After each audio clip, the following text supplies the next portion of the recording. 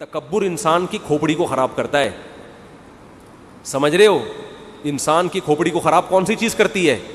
ہنسی مذاق والا آدمی ڈپریشن میں نہیں جاتا, اور جس کے میں تکبر ہوتا ہے وہ ہنسی مذاق, ایک تو چھچورا پن ہوتا ہے وہ غلط ہے, لیکن ایک طبیعت میں خوش مزاجی, جس کے تکبر ہوتا ہے وہ خوش مزاج نہیں ہوتا, وہ ہر وقت ناک پہ مکھی بٹھا کے رکھتا ہے. میں کہنے والا تھا ہمارے ایک جاننے والے تھے, مگر میں یہ نہیں کہہ رہا کیونکہ وہ سمجھ جائیں گے میرے بارے میں بات ہو رہی. ہمارے کوئی جاننے والے نہیں تھے, ان کی بات میں کر رہا ہوں. ایک صاحب جن کو میں بالکل بھی نہیں جانتا, ان کی بات میں کر رہا ہوں. وہ جب بھی اپنے سسرال جاتے تھے نا, پرانی بات ہے, سسرال والے ایک عذاب میں آ جاتے تھے. چونکہ وہ میرے جاننے والے نہیں تھے, ان کے سسرال والے, انہوں نے مجھے بتایا. اپنے جاننے والوں سے تو یہ باتیں شیئر نہیں کرتا نا انسان. انہوں نے مجھے بتایا کہ یہ داماد ہمارا جب بھی گھر میں آتا ہے عذاب جان ہے ہمارے لیے. میں نے کہا کیوں؟ کہہ رہے جب بھی آئے گا فسادی عورتیں, ہر عورت فسادی نہیں ہوتی, پہلے بتا دوں میں, فسادی عورتوں کی طرح بیٹھ کے نا لگائی بجھائی شروع کر, مجھے کسی نے چائے کا نہیں پوچھا, میں یہاں بیٹھا ہوں گھنٹے سے کوئی پانی کا نہیں پوچھ رہا. سمجھ رہے ہو؟ اچھا اپنی تعریفیں کرنی نہیں چاہیے لیکن اب کر دوں. میرا سسرال میں, میرے تو ہول سیل کے حساب سے سسرال ہے, کسی بھی سسرال میں جاؤ پانی کا پوچھیں نہ پوچھیں ہماری صحت پہ کوئی فرق نہیں پڑتا. اللہ کا شکر ہے ہمارا اسٹائل اسی قسم کا ہے. کھانے کا پوچھ لیں, آپ کی مرضی, نہیں پوچھیں کوئی مسئلہ نہیں ہے. میں ان چیزوں پہ کبھی میں نہیں کہہ رہا کہ میں بہت نیک ہوں, لیکن میرا مزاج ہے کہ ان چیزوں پہ کبھی ناک منہ بنتا نہیں ہے. تو بیٹھ گئے, پوچھ لو آپ کی مرضی, نہیں پوچھو تو بھی ٹھیک ہے, وہ بھوکے تھوڑی مریں گے, باہر جا کے کھا لیں گے بھائی. میں خود ہی پوچھ لیتا ہوں, کچھ پکا ہوا ہے تو لے آؤ بھائی, بھوک لگ رہی ہے. خود ہی پوچھ لے یار آدمی, اس میں کیا ہے. تو وہ جو ہمارے جاننے والے نہیں تھے, وہ کیا کرتے تھے جب گھر میں جاتے تھے, یہ سمجھ رہے ہیں نا جاننے والے نہیں تھے کیوں کہہ رہا ہوں, وہ سمجھ نہ جائیں, وہ بولیں گے تو میری باتیں ممبر پہ بیٹھ کے بتا رہے لوگوں کو. تو جاننے والے نہیں تھے وہ, میں کہہ سکوں گا بھائی میں تو آپ کو جانتا ہوں, تو آپ کی بات تو ہو ہی نہیں رہی. تو ان کا اسٹائل یہ, اور یہ بہت سے داماد اس قسم کے مارکیٹ میں آج بھی موجود ہیں, اپنے بھی خود بھی ڈپریشن میں, دوسروں کو بھی ٹینشن میں. تو وہ کیا ہے کہ جب گھر میں جاؤ تو مجھے پوچھا کیوں نہیں, مجھے چائے کا کیوں نہیں پوچھا, میں کب سے آ کے بیٹھا ہوا ہوں, مجھے کھانے کا نہیں پوچھا. پھر ایک دن وہی جو میرے جاننے والے نہیں تھے, میری ایک دفعہ اور شادی ہو رہی تھی, تو میں نے ان کو دعوت دے دی کہ آپ بھی آئیں ولیمے میں. انہوں نے کہا ہم اس طرح نہیں, ہمیں پراپر کارڈ چاہیے, یہ طریقہ نہیں ہوتا کسی کو بلانے کا, فون کرو آ جانا. پراپر کیا ہوتا ہے مجھے سمجھا رہے تھے, پراپر یار وہ سمجھ نہ جائیں یار بھائی, ان کے علاوہ کی بات کر رہا ہوں میں, لیکن پرانا قصہ انشاءاللہ نہیں سمجھیں گے وہ. تو مجھے کہنے لگے کہ مجھے کیا چاہیے, کارڈ چاہیے. میں نے کہا آنا ہے آ جاؤ. سب کو ہم نے اسی طرح دعوت دی ہے, فون کیا آ جا بھائی. کہہ رہے نہیں یہ کوئی طریقہ نہیں ہوتا. ظاہر ہے اچھے لوگوں میں یہ سمجھا جاتا ہے نا, کہ ذرا خاندانی لوگوں میں یہ سمجھا جاتا ہے کہ پراپر طریقے سے آپ. ابے میں نے کہا ہم نے جس نے ایک زندگی میں کرنی ہے اس کے یہ چوچلے ہوتے ہیں کہ بیٹھ کے کارڈ چھاپ رہا ہے, متمنی ہے شرکت, اور وہ جو لکھا ہوتا ہے نا نور چشمی, اس طرح کے وہ کرتے ہیں جن کی زندگی میں ایک. جب اتنی ساری شادیاں کرنی ہوتی ہیں, اتنا ٹائم نہیں ہے کہ کارڈ پہ انگلش میں الگ, فارسی میں الگ, نور چشمی متمنی ہے شرکت, اور چشمے برا کے پتہ نہیں کیا کیا لکھا ہوتا ہے نیچے, چشمے برا. ہاں وہ انوائٹ, میری طرف سے تو انوائٹ میں خود ہی کر رہا ہوں, کوئی ہے ہی نہیں. پہلی میں سب لوگ آتے ہیں آپ کے خاندان والے, انوائٹ کر کے کہتے ہیں ہمارا بھی. دوسری میں کارڈ چھاپو گے بھی کوئی نام نہیں لکھوائے گا, بولے گا خود ہی کر رہا ہے, خود ہی پکڑا جائے گا, خود ہی پٹے گا. اپنی طرف سے انوائٹ کرنا, بھائی بھی کہہ دے گا میں ذمہ دار, یہ نور چشمی میں خلف اپنا نام ڈال, ٹھیک ہے نا, چشمے برا میں صرف اپنا نام ڈال. کسی اور کا ڈالا نا, وہ کہے گا شادی تو کر رہا ہے مروا میرا ہے, تو میں کیا کارڈ چھاپتا بھائی. ایسے ہی دعوت ہوگی, فون پہ آنا ہے آ جاؤ بھائی, اپنی ذمہ داری پہ. کچھ بھی پولیس بھی آ سکتی ہے عین ولیمے کے دوران. تو اس میں کون اتنا, ہمارے پاس اتنا ٹائم تھوڑی ہے ان فضول کاموں کے لیے یار. ہم تو نکاح کا پیغام بھیجا, ہاں ہو گئی شادی کرو, نہیں ہے ٹائم. تو میں نے تو آپ کو تیسری شادی کا قصہ سنایا تھا کہ انہوں نے 6 مہینے کا ٹائم مانگا. میں نے کہا 6 مہینے میں میری کہیں نہیں ہوئی تو دوبارہ ٹرائی کروں گا. ہو گئی تو میں کوئی 6 مہینے تک اپنے آپ کو باؤنڈ نہیں کر سکتا, اتنا ٹائم نہیں ہے. تو اب ہم ان کو کارڈ چھاپیں, ان کو انوائٹ کریں, شکر کرو بھائی مولوی صاحب تمہیں دعوت دے رہا ہے آ جاؤ یار. تو وہ کہنے لگے نہیں ہم اس طرح نہیں آتے. میں نے کہا بھائی میں نے آپ سے ریکویسٹ کی, آ جائیں گے تو خوشی ہوگی, نہیں آئیں گے تو آپ کی مرضی. آپ پھر بھی گئے الحمدللہ. کھانا کوئی بھی نہیں چھوڑتا چاہے کتنا ہی غصے میں ہو.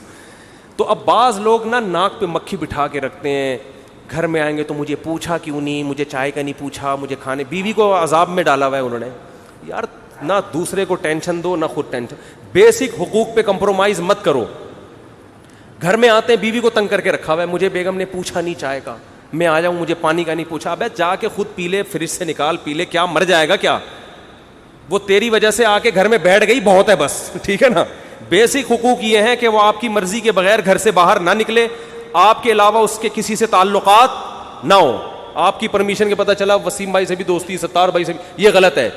یہ بیسک کام تمہارے بچوں کو پال رہی ہے نا, اس کو عیدی سینٹر میں جمع نہیں کرا رہی. پھر یہ کیا چھچور پنا آ کے مجھے پانی کا نہیں پوچھا تو مجھے, یہ وہ فسادی لوگوں کے کام ہوتے ہیں, ٹھیک ہے, گھٹیا سوچ والوں کے.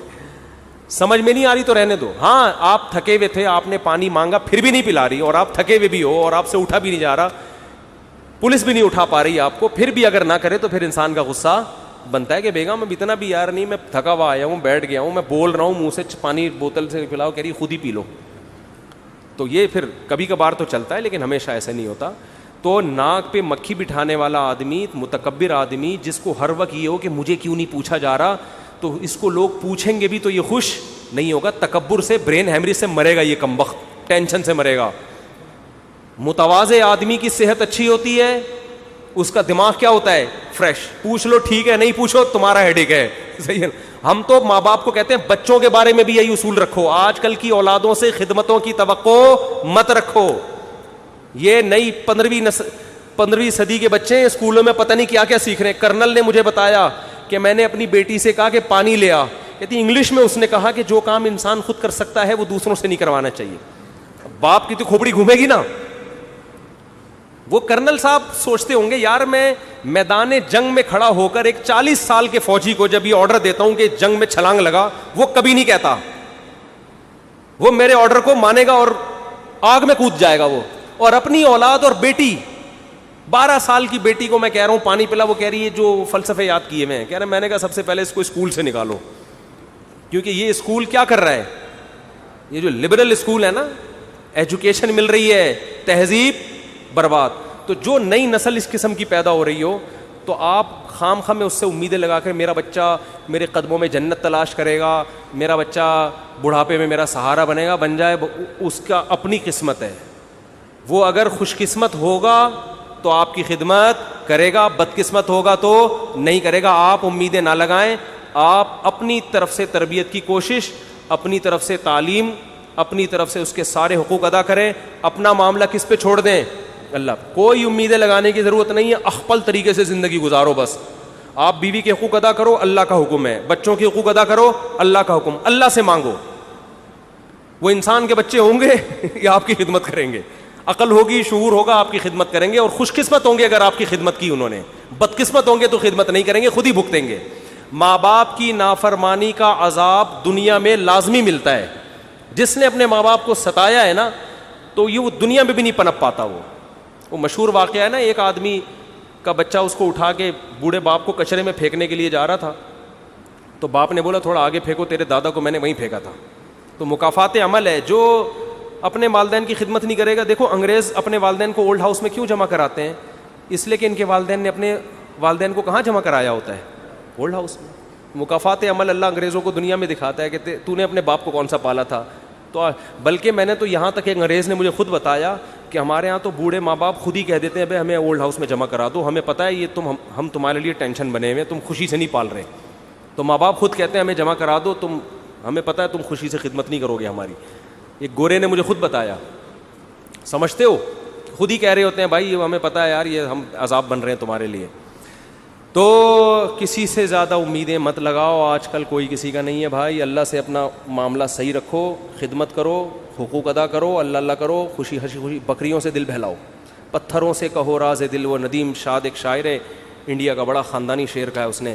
پتھروں سے کہو راز دل, یہ نہ دیں گے دغا آپ کو, اے ندیم آج کے دور میں آدمی کا بھروسہ نہیں. پتھروں سے پتھر جو ہے نا, اس سے اپنے غم کی باتیں شیئر کر لیا کرو, دکھ کی باتیں بیان کیا کرو. وہ آپ کی مدد نہیں کرے گا تو کم از کم دغا بھی نہیں دے گا, اپنے سینے میں محفوظ رکھے گا آپ کا غم. انسانوں سے اپنے دکھ شیئر کرو گے, خیر خواہ بنیں گے, لیکن آپ ہی کی جڑیں کاٹنا بولو شروع کر ہوتا ہے.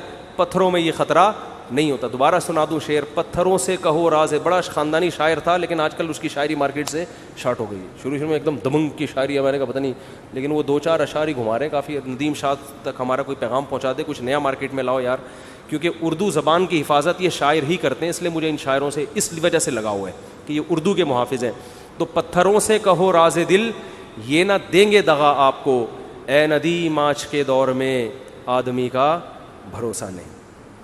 ایک اور سنا دوں اسی خوشی میں, کل وہ شاید تجھے چھوڑ دے, ہاں کل وہ میری بھی آنگن میں تھی, جس پہ تجھ کو غرور آج ہے. سمجھ میں آ رہا ہے؟ جس پہ تو آج غرور کر رہے ہیں نا, کل وہ کہاں تھی؟ آخر میں بتاؤں گا کیا تھی, آپ پریشان نہ ہو, آپ نے پتہ نہیں کون سی چیز چلی گئی. کل وہ میرے بھی آنگن میں تھی, جس پہ تجھ کو غرور آج ہے, کل وہ شاید تجھے چھوڑ دے, اس خوشی کا بھروسہ نہیں. جس خوشی پہ تو آج اترا رہا ہے, شاعر کہہ رہا ہے کل وہ میرے گھر میں بھی تھی, اور جیسے اس نے مجھے چھوڑا کل ہو سکتا ہے وہ تجھے چھوڑ دے. تو زیادہ فری ہونے کی ضرورت نہیں ہے, زیادہ اترانے کی ضرورت نہیں ہے. خوشی ملے اللہ کا شکر ادا کرو, اتراؤ مت. یہ خوشیاں بھی دائمی نہیں ہوتی, یہ غم بھی دائمی نہیں ہوتے. سمجھتے ہو کہ نہیں سمجھتے؟ تو میں خلاصہ یہ بیان کر رہا تھا کہ بقرعید میں تھوڑا تکبر بھی خاک میں ملتا ہے ہمارا. جب گایوں کو لے کے گھومتے ہیں, صحیح ہے نا, ان کی سیوا کرتے ہیں, بکریوں کو کھلاتے ہیں, بکروں کو کھلاتے ہیں, تو تھوڑی جو پرسنالٹی ہے نا یہ 3 پیس سوٹ ٹائی والی, یہ تھوڑی کیا ہو جاتی ہے. دیکھو اللہ تعالیٰ ہمیں انسان کا بچہ بنانے کے لیے حج کرواتے ہیں, اور حج میں ہوتا کیا ہے آپ دیکھو, اتنی ہم نے قربانی دی, 10-15 لاکھ روپے خرچ کر کے بیت اللہ گئے, وہاں ہم نے بیت اللہ کا طواف کیا, لاکھوں روپے خرچ کیے, کنکریاں ماری, 40 دن کی ٹینشن کے بعد ہونا یہ چاہیے تھا کہ اللہ تعالیٰ ہمیں 3 پیس سوٹ پہنا کے واپس بھیجتے. اللہ کہتے ہیں جانے سے پہلے ٹنڈ کروا لو. ٹھیک ہے نا, جانے سے پہلے, جب تک ٹنڈ نہیں ہوگی, یہ جو 2 چادریں باندھی ہوئی ہیں نا, یہ کھولنے کی اجازت نہیں. یعنی ان چادروں سے بھی ٹینشن میں آتا ہے نا, 3 پیس سوٹ ٹائی پہننے والا وہ 2 چادروں میں گھوم رہا ہے, اس کی تو پرسنالٹی کی ایسی کی تیسی ہو گئی. کیا خیال ہے؟ جو ہر وقت کالر کلف میں گھومتا ہے اور ہر وقت مکھی بھی نہیں بیٹھنے دیتا, وہ 40 دن یا 10-15 دن یا 5 دن بھی منا کے لگا لو, اتنی گرمی, اتنی دھول مٹی میں, میلا کچیلا, 2 چادروں میں کتنی ٹینشن ہے. تو پرسنالٹی کی تو ایسی کی تیسی ہو گئی. اور واپسی پہ اللہ کہتے ہیں, اب انسان کہتے ہیں اللہ اب یہ چادریں اتار کے میں آ جاؤں دوبارہ اپنی پینٹ پہ, اور اللہ کہتے ہیں آ جا لیکن ٹرینڈ ایک دفعہ کرا لے. کیا خیال ہے بھائی؟ تو یہ بھی ٹریننگ ہے, تربیت ہے. زیادہ شو بازی کے چکر میں مت پڑو, انسان رہو. تکبر اللہ ختم کراتے ہیں ہمارا, سمجھتے ہو؟ خوش رہتا ہے آدمی. تو خوش رہنے کا ایک بہت بڑا نسخہ ہے, تکبر ختم کر لو. گھروں میں جا کے یہ نہ پوچھا کرو مجھے پوچھا کیوں نہیں, میں گھنٹے سے بیٹھا ہوا ہوں, کیا عذاب بنایا ہوا ہے, پانی کا نہیں پوچھا, چائے کا نہیں پوچھا. ہاں ہوٹل میں بعض دفعہ انسان کو غصہ آتا ہے, آگے بس نکل رہی ہے اور وہ ہوٹل والا پوچھ نہیں رہا, تو پھر جا کے انسان, وہ تکبر کی وجہ سے نہیں, وہ ٹائم بچانے کی وجہ سے ہوتا ہے. سمجھتے ہو؟ تو گھر میں بیوی چائے کا پوچھ لے, اچھی بات ہے, نہیں پوچھے خود ہی بنا کے پی جاؤ, یہ شکر ادا کرو.